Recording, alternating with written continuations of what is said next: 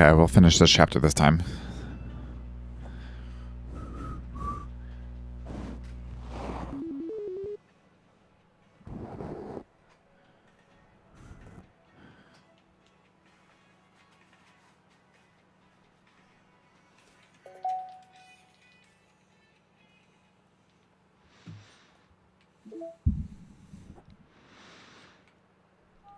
Alright, balance part 2.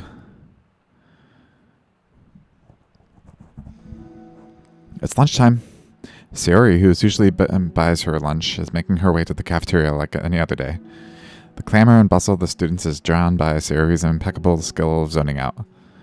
However, her imagination is momentarily interrupted by a glimpse of a familiar pink-haired girl. Hey, that's Natsuki. I never run into her other club members around the school. Natsuki! Sayori stands on her tiptoes and waves. Natsuki, who's busy walking and chattering with her friends, doesn't notice Sayori at all, at first. Then she glances over in Sayori's direction. Sayori waves enthusiastically. Following her friends, Natsuki quickly ducks around the corner. Hey! She definitely saw me.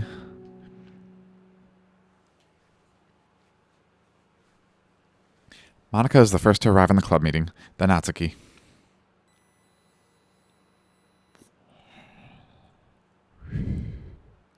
Sayori, having glanced through the window to see Natsuki already inside, is unable to work up enough courage to enter. Natsuki's been so distant with me. I was stupid to think she'd ever want to be friends. She's only got excited because she got to share her manga. But aside from that, she doesn't even like me. I should just go home already. Sorry, but do you plan on going inside? No. Why? I'm sulking. Oh. Well, I'm sorry for bothering you. Excuse me. No, don't leave me. Oh. I'll stay here then. I don't want you to go. I'm afraid of bothering Natsuki. I saw her at lunch today, so I waved and called out to her, but instead of saying hi, she just ran away from me. Really? Not bad. Hey! Sorry, I'm sorry. That was a joke. It just sounded like something stupid that I would do from anxiety. From anxiety? Well, it just doesn't like... I just don't like attention being drawn to myself. Oh, well that makes sense based on the person you are. But Natsuki isn't shy like that at all. I thought we were friends.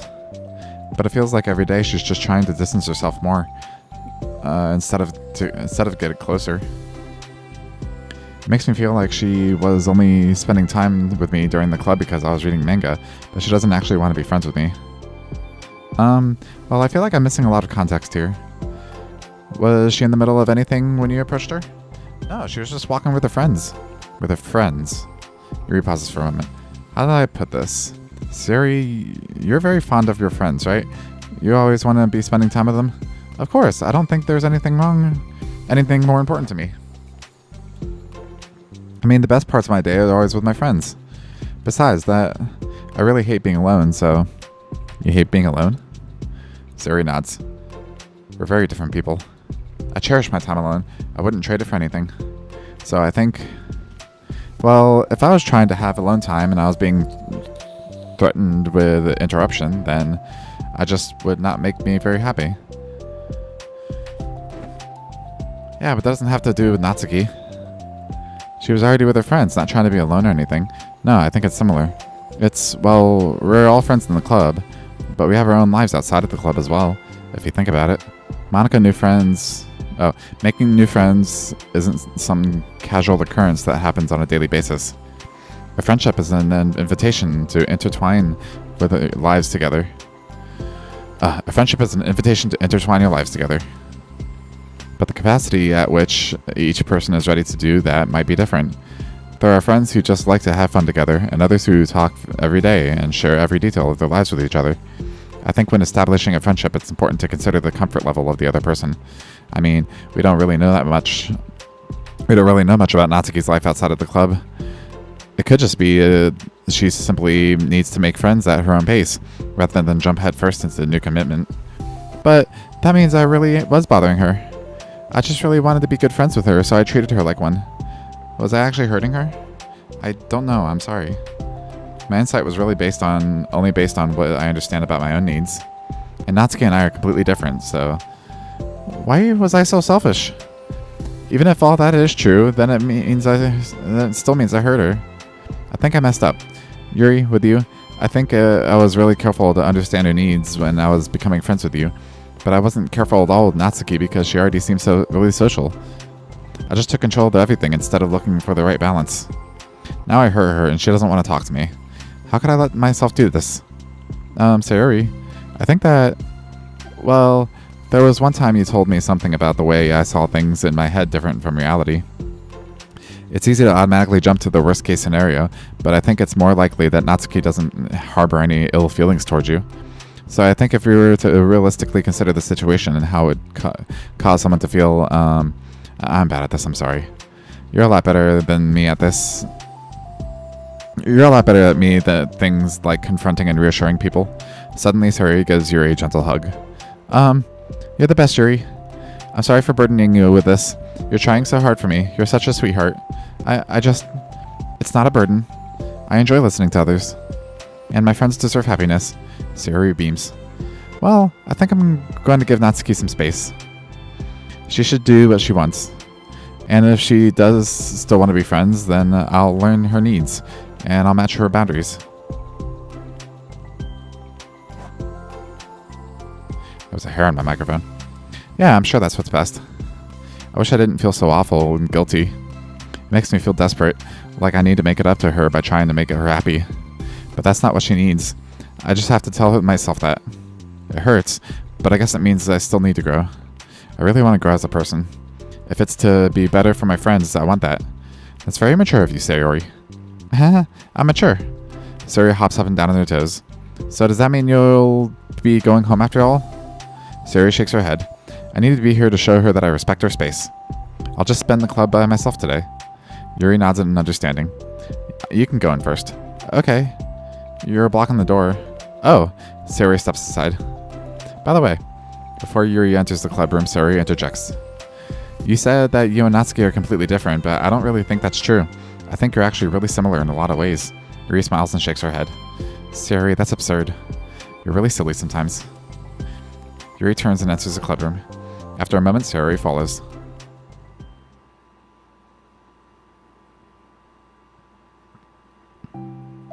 The clubroom was quiet. When Sayori walks in, Natsuki glances in her direction. Sayori smiles and gives Natsuki a quick wave before sitting down across the room.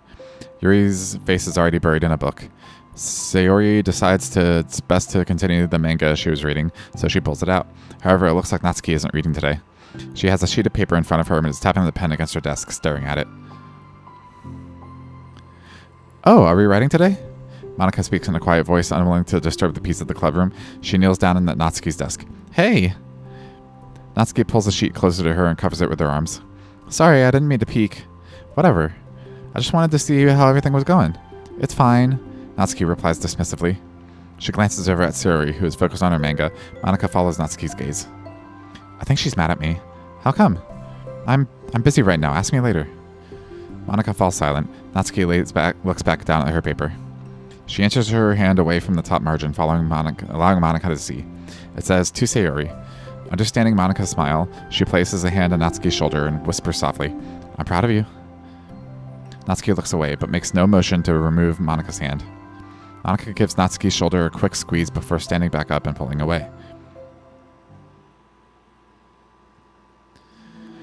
The end of the club meeting passes. Yuri has already departed. So has Monika, after checking on Sayori and Natsuki to ensure that they wouldn't stay too late.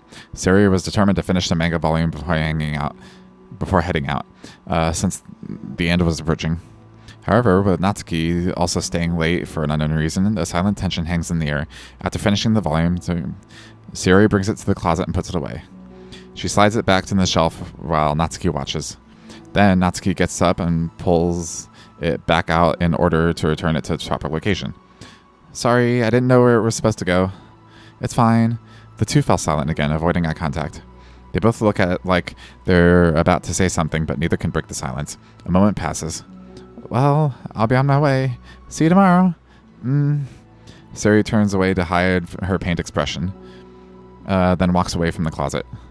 If there was any proof Natsuki no longer wanted to be friends, this was it. Defeated, Sayori carries herself out of the classroom. Once in the hallway, Sayori takes a deep breath and hits her palms against her cheeks to clear her head a little. Suddenly Natsuki Stammer's voice calls from behind. Natsuki? Startled, Sayori turns back around to face Natsuki.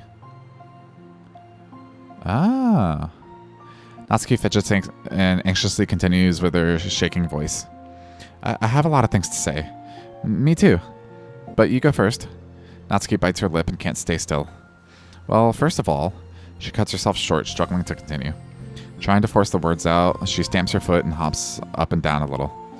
I'm sorry for the things that I did at lunch. I'm sorry for just kind of being a mean lately.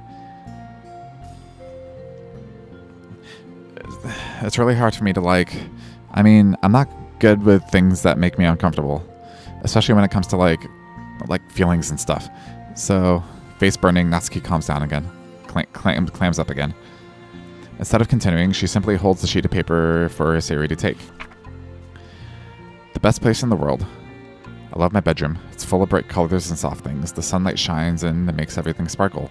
It's the best place in the world. It has all my treasures, all my books, my collections, my memories. All of my dreams were born in this room. It's the best place in the world. It has all my secrets, all my failures, all my fears, my failings. Sometimes it feels so fragile that the door will break at the slightest touch, but it's still the best place in the world. But when someone knocks, I get scared. I brace my arm against the loose hinges. Please don't break. Don't come in. I'm not ready. It's my place to be in. It's my best place in the world. The knocking won't stop. I block the door with furniture, and I peek through the keyhole, and I panic. I'm trapped in the best place in the world. I'm not ready to share my favorite place. I need to clean my secrets and make my bed to hide my nightmares. I need to touch them and put them away. I see them again. I have so much to do, and I'm scared. I'm not ready. But it's still my favorite place. I still want to share it. However long it takes, if you wait patiently, I'll eventually open the door, and I'll show you the best place in the world. It's a poem. But I thought, well, I sucked it up so that I could work things out with you. So just be happy about it. Please? Suri smiles deeply from the bottom of her heart. I'm happier that I could express. I'm happier than I can express. I feel so awful, but I'm so happy that you would do this for me. I actually realized before the club meeting today that I made a mistake. I got so caught up in the chance to get closer to you that I forgot to think about whatever you wanted, and that we probably have different ways we like to make friends. About like the friendship stuff. I mean, it's okay. I understand, so you don't have to force yourself to talk about it. Your poem did a good job, so don't force yourself to if you're not ready for it yet. Okay? Natsuki nods. You don't have to feel like you did anything wrong. It's my fault, and I'm sorry. I wasn't mad at you today or anything like that. I actually felt really guilty that I wanted to give you space. I was thinking it's silly and that I just approach you all this time, and that I should just let you approach me when you wanted to. Just whatever makes you comfortable. I'll respect that from now on. Friendships should always start with those things. With the right balance. Natsuki nods again. One thing about that. Well, I don't want to have to approach you all the time either. I just want it to be balanced, like you said. Suri nods. I understand. We'll make sure of that together then. Well, anyway, now that the two of them have found common ground, Natsuki finds it easier to speak more freely again. I'm not gonna be like sharing my poems all the time now or anything like that. But I guess I wouldn't hurt to do it once in a while. Only the best ones. So you better like them, because otherwise I might change my mind. I like anything you do, Natsuki. I was just saying, more importantly, I have to tell you about my new boyfriend. Huh? Oh, from the manga. Wait, I need to guess who it is. You definitely won't be able to guess. The two walk down the hallway together. Oh my god, we have so much to talk about. Darn, I should have told you to save the last 2 chapters so I could see your reaction to the big reveal. Aw, you wanted to enjoy it with me. That's so cute. Oh, shush.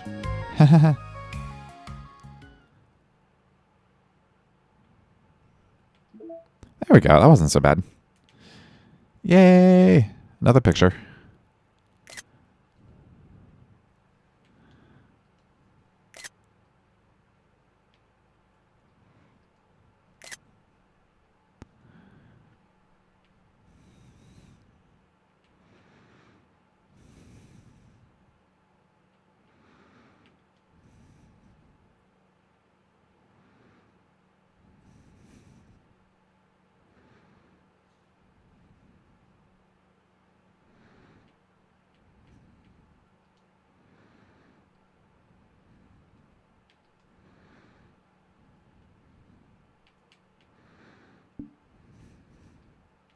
All right, that's good for now.